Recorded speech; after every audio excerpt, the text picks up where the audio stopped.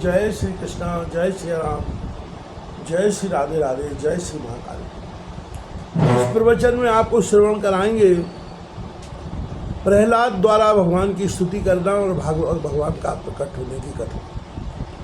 श्री पराशर जी बोले, हे द्विज, इस प्रकार भगवान विष्णु को अपने से अनन्य चिंतन करते करते पूर्ण तन्मयता प्राप्त हो जाने से उन्होंने अपने को अच्युत रूप ही अनुभव किया। वे अपने आप को भूल गए। उस समय उन्हें श्री विष्णु भगवान के अतिरिक्त और कुछ भी प्रतीत न होता था। बस केवल यही भावना चित्त में थी कि मैं ही अव्यय और अनंत परमात्मा हूँ। इस भावना के योग से वे क्षीण पाप हो गए और उनके शुद्ध अंतःकरण में ज्ञान स्वरूप अच्युत श्री भगवान विराजमान हुए। हे मैत्रेय, इस प्रकार योग बल से असुर प्रहलाद जी के विष्णुमय हो जाने पर उनके विचलित होने से वे नागपाश से क्षण भर में टूट गए।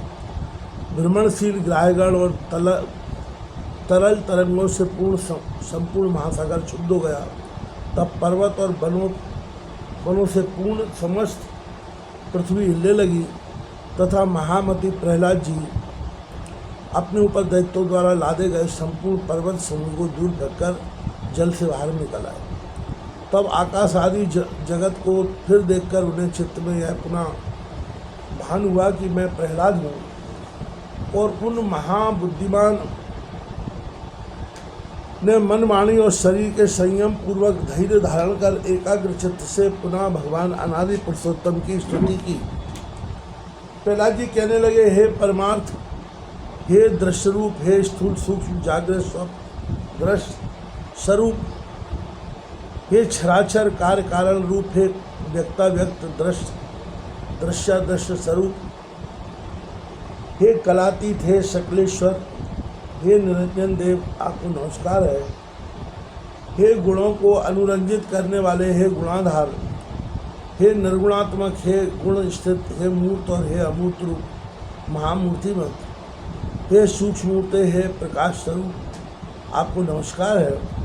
हे विकराल और सुंदर रूप, हे विद्या और अविद्यामय अच्युत, हे सत कार्य कारण रूप जगत के उद्भव स्थान और सत जगत के पालक, आपको नमस्कार है।